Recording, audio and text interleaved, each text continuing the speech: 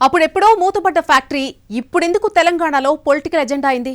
దశాబ్దాలుగా ఎన్నికల హామీకే పరిమితమైన ఆ పరిశ్రమ పునరుద్ధరణ ఉన్నట్టుండి ప్రాధాన్యత అంశంగా మారడానికి కారణాలేంటి? ప్రాణత్యాగాలు, ఆమరణ నిరాహార దీక్ష లాంటి మాటల వెనుక మర్మమేంటి? ఇంతకీ ఏదా ఫ్యాక్టరీ? దాని కేంద్రంగా అంటుకుంటున్న రాజకీయ మంటలేంటి?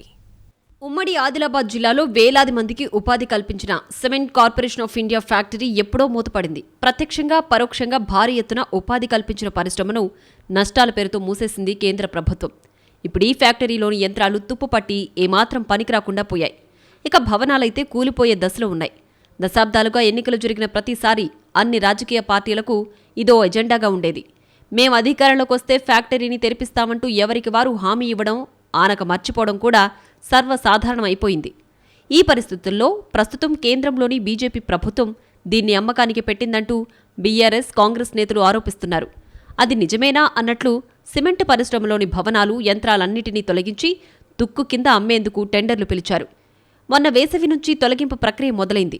భవనాలను ఒక్కొక్కటిగా కూల్చివేస్తూ ఇనుప సామగ్రిని తరలిస్తూ డిస్మాంటిల్ ప్రక్రియ జోరుగా కొనసాగుతోంది. ఈ క్రమంలో మళ్లీ సీసీఐ పొలిటికల్ కలర్ పులుముకుంటోంది. ఆ మధ్య కాంగ్రెస్, సీసీఐ సాధన సమితి నాయకులు, కార్యకర్తలు వేర్వేరుగా పరిశ్రమ ప్రాంతానికి వెళ్లి మరీ నిరసనలు నిర్వహించారు. బీఆర్ఎస్ సైతం ఆందోళనకు పిలుపునివ్వడమే కాకుండా గేటు ముందు బైఠాయించి నిరసన తెలిపింది. అంతటితో ఆగకుండా ఇంకో అడుగు ముందుకేసి ఇష్యూను ఢిల్లీ వరకు తీసుకువెళ్లింది గులాబీ పార్టీ. బీఆర్ఎస్ సారథ్యంలో కేంద్ర మంత్రి కుమారస్వామిని కలిసి ఫ్యాక్టరీని తిరిగి తెరిపించాలని కోరింది సీసీఐ సాధన సమితి. వర్కింగ్ ప్రెసిడెంట్ కేటీఆర్ ఆధ్వర్యంలో ఢిల్లీ వెళ్లొచ్చాక ఆదిలాబాద్లో చర్చాగోష్ఠి నిర్వహించారు. సరిగ్గా ఈ పాయింట్ మీదే కొత్త చర్చ మొదలైంది. సమస్య పాతదే అయినా బీఆర్ఎస్ ఇప్పుడే ఎందుకంత సీరియస్గా తీసుకుందన్నది చాలామందికొస్తున్న డౌట్.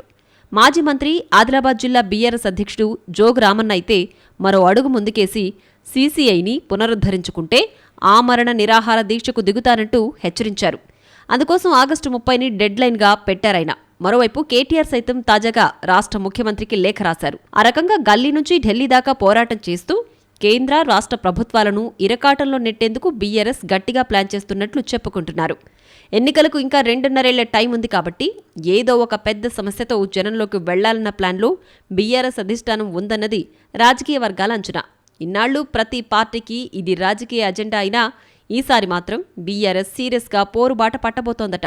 దీని ద్వారా కేంద్ర, రాష్ట్ర ప్రభుత్వాలను జనం మధ్య దోషులుగా నిలబెట్టాలన్నది వ్యూహంగా తెలుస్తోంది. సీసీఐ పూర్తిగా కేంద్ర ప్రభుత్వ పరిధిలోనిదే. కేంద్రం పీపీపీ మోడ్లో అయినా ఫ్యాక్టరీని పునరుద్ధరించాలనే డిమాండ్ ఉంది. ఒకవేళ అలా కుదరకుంటే మొత్తంగా రాష్ట్ర ప్రభుత్వానికైనా అప్పగించమని కోరుతున్నారు. కేంద్రం ముందుకి రాకుంటే రాష్ట్ర ప్రభుత్వం కేవలం 250 కోట్లు వెచ్చించి పరిశ్రమను పునరుద్ధరిస్తే వేలాది మంది యువతకు ఉపాధి అవకాశాలు ఉంటాయన్న వాదనను తెరపైకి తేవడం కూడా వ్యూహాత్మకమేనని అంటున్నారు. ఆ రకంగా బీఆర్ఎస్ ఎన్నికలకు 2.5 ఏళ్ల ముందే భారీ స్కెచ్తో సీసీఐని తెరమీదకి తెచ్చి ఒకేసారి బీజేపీ, కాంగ్రెస్ను టార్గెట్ చేయాలని అనుకుంటోందన్నది పొలిటికల్ పరిశీలకుల మాట.